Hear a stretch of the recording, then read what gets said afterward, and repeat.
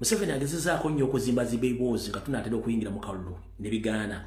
1 yaleetayo Kisudani Ebola nakyo mukikuba ne kivaawo, n'aleetayo Mambaga ne mukuba n'avaawo, n'aleetayo COVID-19 ne kuba n'avaawo, ne baleeta monkeypox n'agaana ne tukikuba ne tuvaawo. Bw'avudde awo n'agezaako okuleetawo ADF abayeekera awo ne bigaana. Kati kyakoze yatandise okuzimba emboozi ya Ebola 2020 okuzimba emboozi ya COVID 2025 empya. Kati mumpulirize bulungi nnyo kino mujja kirabako.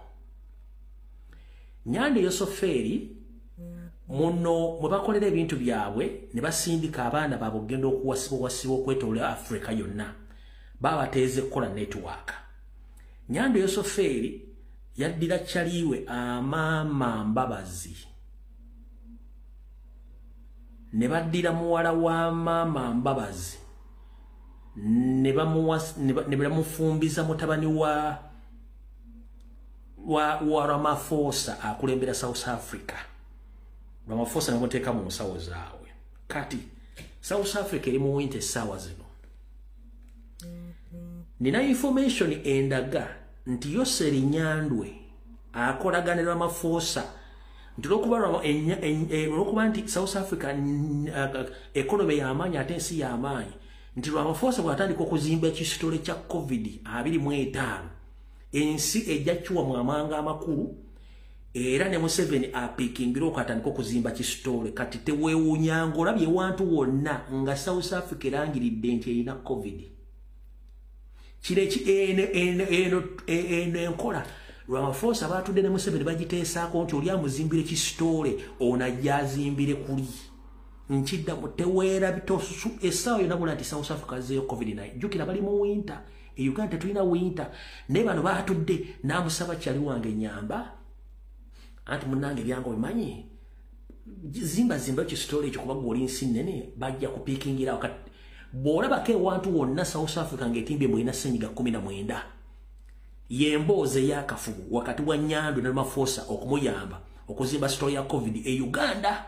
Ekyo mukirinde essaawa yonna mujjako era kumakya ku BBC oba ku CNN oba mupapula za moleni nti South Africa aliyo COVID era bannayuganda bave South Africa babasibye era ebitundu gundi ennamba erinnya mu Uganda era kati tugenda mu lockdown palapase papa ne option ziri bbiri either okukendeeza ennamba y'abantu abagenda okubeera mu campaign oba okukikozesa okwongezaayo okulonda. Nkugamba ebintu bibiri Nyandwe byagenda okukozesa either okugamba nti kuŋŋaana nazza abantu mu lockdown oba n'agamba nti okusinziira ku kirwadde nga bwe kigenze bagenda kwongezaayo okulonda. 1 teweewuunya nga bagenda tandika okukola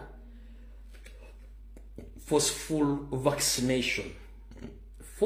vaccination ezo bagenda bakubiramu obutwa nga bwe nabataasa mu 2019 era mwandiwulira nga abantu batandise okutulimbuka. Temwewuunya nga abantu batandise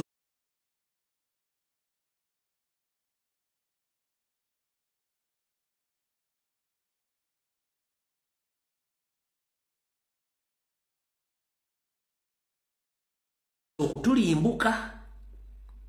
Nyandwe n'akikozesa kubanga amaze okuzimba kisitole kye n'oli kyaliwe musajja munne Ramaphosa kubanga South Africa essaawa zino bali mu winter.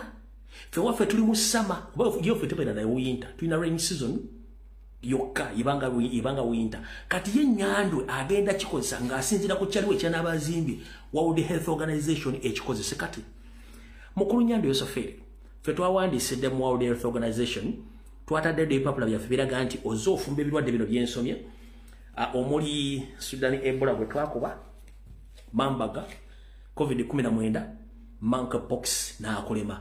Kati ozimba Ebola.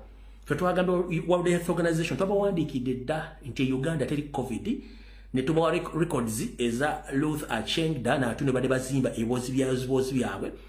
Olwo twakoze dda survey ne tukola reports zaffe okuva ku basawo waffe abali munda mu system yammwe ne batuwa report entuufu engeri mbadde muzimbamu emboozi ebintu nga bisindika okugenda okutabangula eggwanga temwagala kulonda kubeerewo.